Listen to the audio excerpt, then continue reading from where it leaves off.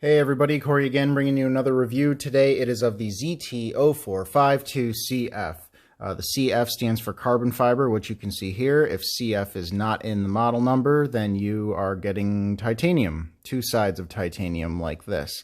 If you're new here, consider subscribing. I get a new knife every month. Don't tell my wife. So notable features on this knife. Numero uno, big as hell. That's literally what's in my notes right now. It is big as hell. That's the ZT0452. This is a Rat 2. The Rat 2 isn't excessively small. The Rat 2 fills up the hand quite well, but I'd say it's getting towards the smaller end of knives. But I mean, there you go. It's significantly larger than the Rat 2. You're dealing with 4.1 inches of blade alone, so that's something to consider. Although I would wager if you're considering this knife, you're looking for a large knife to begin with. Other notable features, I would say, very thick blade stock and not a very aggressive grind. It's pretty thick behind the edge. That's not going to work. It's pretty thick behind the edge. Oh, come on. Whatever, you get the point. Stick behind the edge. This is not going to be your slicer. You can do work with it, but at the end of the day, I would say what's special about it is that it's so damn durable. It's huge, it's thick, and it doesn't come to a ridiculously fine edge. It can really take some abuse. Not that I would recommend abusing your knife. Other than that, I would say there are no other notable features. And what I mean by that is there's nothing that's unexpected for $240 because that's what this generally retails for. It's about 240 bucks. What you're dealing with here, I'm going to talk about what's not notable, ironically. Carbon fiber. It's a relatively expensive material. Not really shocking to see it on a $240 knife. Titanium, same thing. Not really crazy that it's on a $240 knife. The blade steel is CPM S35VN. Again, you're getting into the higher grade steels. It's not strange that that's on a knife at this price point, which is why I'm not specifically praising it for those things, because you're paying for them. So in my videos, what I like to do is I start out with the shorter list. I don't always start with the good or always start with the bad. I start with the shorter list. And unfortunately, for me, the shorter list today is the good. So let's start with the good. What you get here is a Dmitry Sinkevich design knife. And you can see right there, there's his name, Sinkevich Design. Everything the guy puts out is absolutely beautiful. He puts out very sleek, but very function-friendly knives. They're beautiful, but you look at them and you say, yeah, that's a knife. And some other famous YouTubers have referred to them as murdery. He does have a tendency to put out knives that are very kind of wicked looking. The kind of knife that you would definitely not want to screw with if you found someone in an alley with it. The other thing I would say, it has a good, reliable action, especially for a blade that's 4.1 inches long. This is very, very smooth.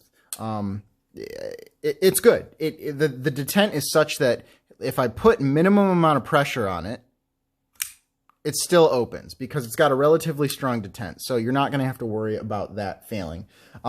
Fit and finish is nice. Ergonomics are nice. Things that are flush are things that are supposed to be flush are flush.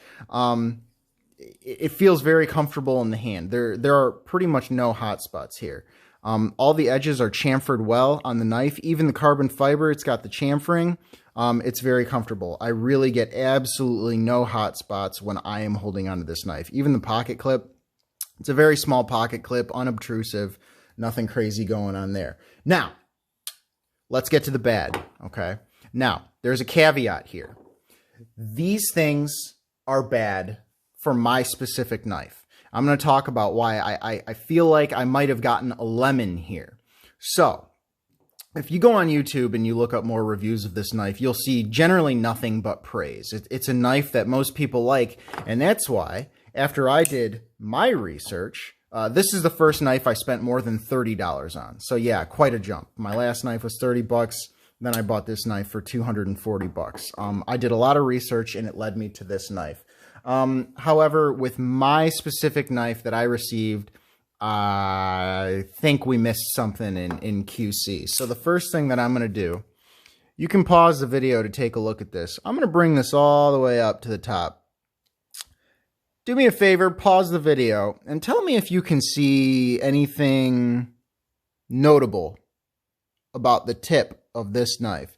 Yeah, if you look, you know, maybe I can even talk about here. If you look at this, the grind on the primary bevel is absurdly uneven. Look at how shallow the grind on the right is, and look at how steep the grind on the left is.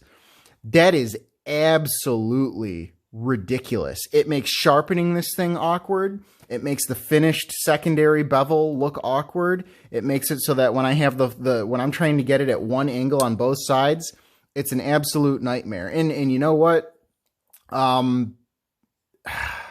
Nobody's perfect, but to that degree, it is really unacceptable with this knife. The other thing I'll say with mine, one of the things that people praise with this knife is how amazing the action is. And I will say, it is the smoothest knife I own on the open. There's something very glassy about it. There is no...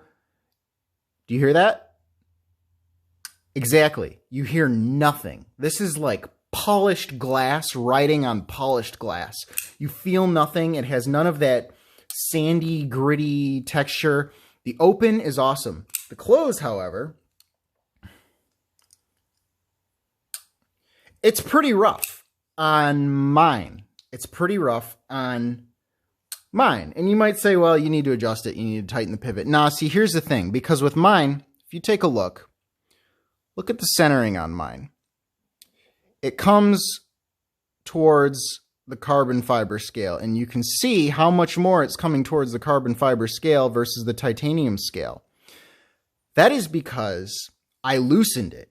And the reason I loosened it was because the action was way worse than it is right now when the pivot was tightened down all the way. So I basically had to make a choice. I had to say, do I want to sacrifice centering for a little bit of action?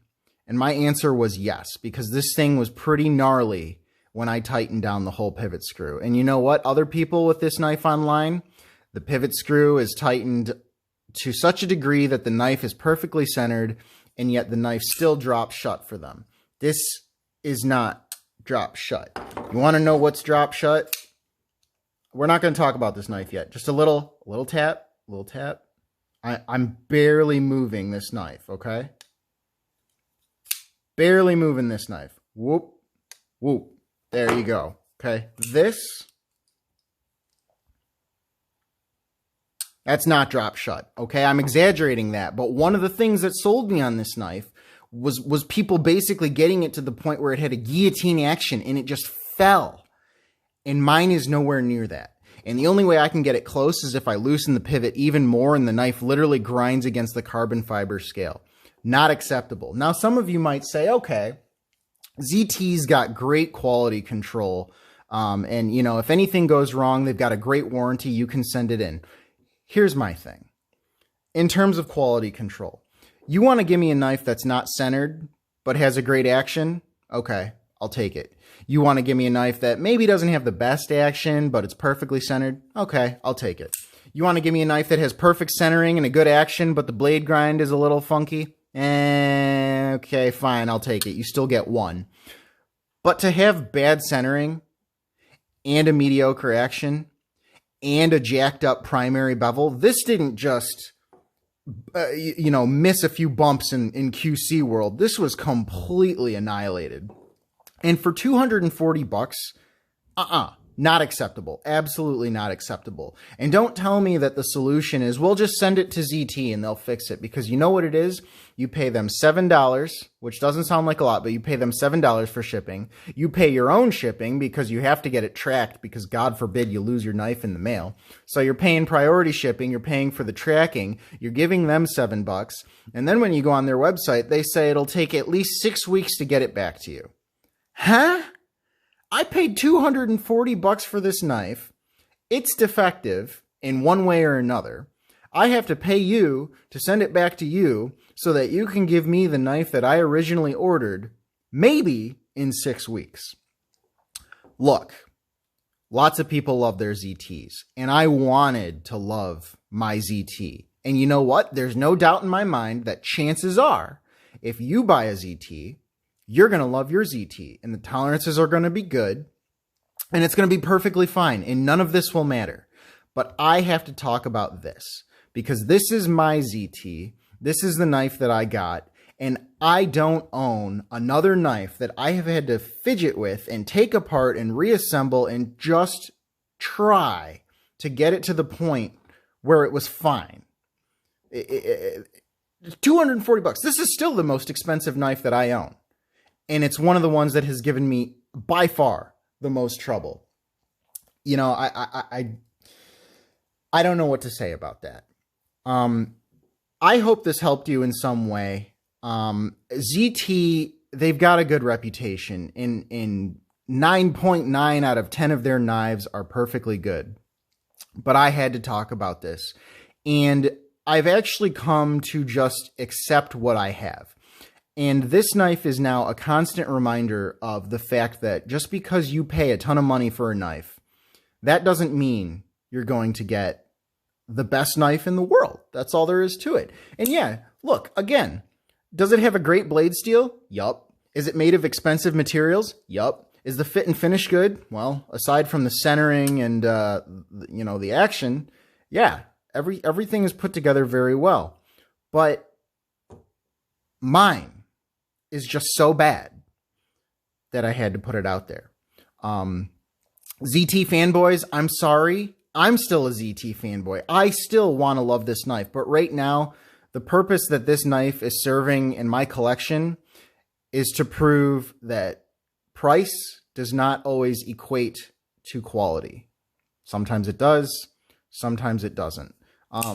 This knife reminds me that there are lessons to be learned in life, and there's always something for you to take from something. So I'm sorry if this was a long rant about how kind of unhappy I am with the knife, but I wanted to put it out there. I would still heavily consider purchasing this knife. If there's a place where you can go get your hands on it, maybe you can even get your hands on the one that you're going to buy, I would totally recommend doing it.